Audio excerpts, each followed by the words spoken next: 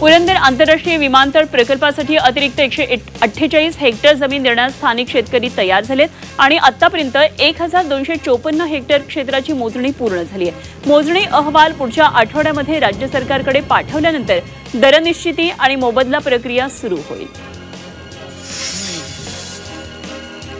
पुणे विमानतळाने देशातल्या सर्व AI संचलित विमानतळांमध्ये प्रथम क्रमांक मिळवलाय। एअरपोर्ट काउन्सिल इंटरनॅशनलच्या एअरपोर्ट सर्व्हिस क्वालिटी सर्वेक्षणामधून हे समोर आले। प्रवासी समाधान क्षेत्रामध्ये उत्कृष्ट कामगिरी करत पुणे विमानतळाला 5 पैकी 4.96 इतकं रेटिंग मिळालंय। पुणे रेल्वे विभागाकडून छठपूजा पार्श्वभूमीवर विशेष गाड्या सोडण्यात आल्या, मात्र या गाड्यांना 4 ते 8 तासांपर्यंत उशीर होत असल्याने प्रवाशांचे हाल होत आहेत। वाढत्या गर्दीमुळे गाड्यांमध्ये अस्वच्छता, पाण्याचा तुटवडा, खाण्याची गैरसोय वाढली आहे, त्यामुळे प्रवाशांनी तीव्र नाराजी व्यक्त केली आहे।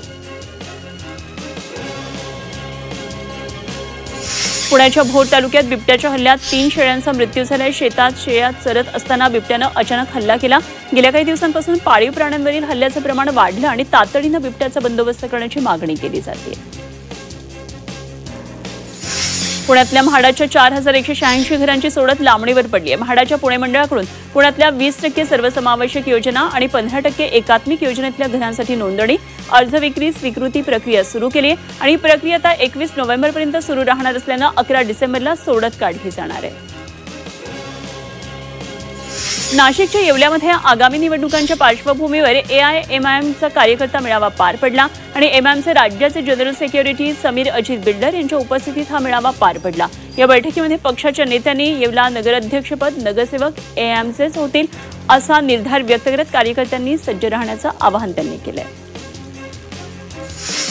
नाशिकमध्ये पावसामुळे जनावरांचा चारा शेतात भिजून गेला, त्यामुळे जनावरांच्या चाऱ्याचा प्रश्न उपस्थित झाला।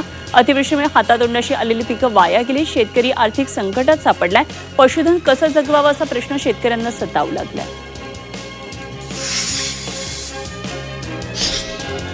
दिवाळीनंतर बाजार समित्या सुरू झाल्यात, कांद्याची आवक वाढली आहे। दिवाळीनंतर दोन्ही पिकांच्या दरात सुधारणा होण्याची अपेक्षा असताना त्यात घसरण झाली आहे, त्यामुळे कांदा उत्पादक हवालदिल झालेत आणि गेल्या 2 महिन्यांपासून सातत्यानं कांद्याचे दर कमी होत आहेत। जिल्ह्यात सरासरी 1100 ते 1500 रुपये प्रति क्विंटल दर मिळालाय।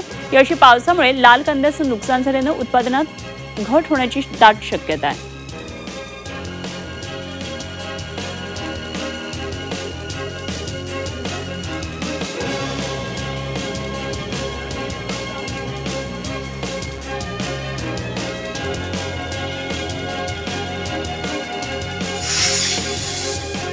मोंथा चक्रीवादळाचा परिणाम नाशिक जिल्ह्यामध्ये पाहायला मिळतोय। गेल्या 4 ते 5 दिवसांपासून पाऊस सुरू असल्यानं निफाडमधल्या द्राक्ष बागा धोक्यात आल्यात आणि पाणी साचून राहिल्यानं बुरशीचा प्रादुर्भाव झालाय, त्यामुळे बागा तोडण्याची वेळ आता शेतकऱ्यांवर आली आहे।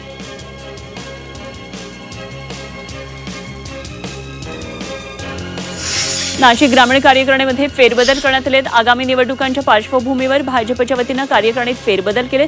येवल्यातल्या समीर समदडिया यांची भारतीय जनता पक्षाच्या नाशिक जिल्हा मोर्चा अध्यक्षपदी नियुक्ती करण्यात आली आहे। नाशिकच्या एका कॅफेमध्ये हत्या झाली होती। या प्रकरणात महिनाभरापासून फरार 4ही संशयितांना पोलिसांनी गुजरातमधून अटक केली आहे। गावठी बनावटीचं पिस्तूल, 4 जिवंत काडतुसं, धारदार शस्त्र आणि बनावट आधार कार्ड जप्त केले। गुन्ह्यातला मुख्य संशयित आणि त्याचा एक साथीदार अजूनही फरार आहे।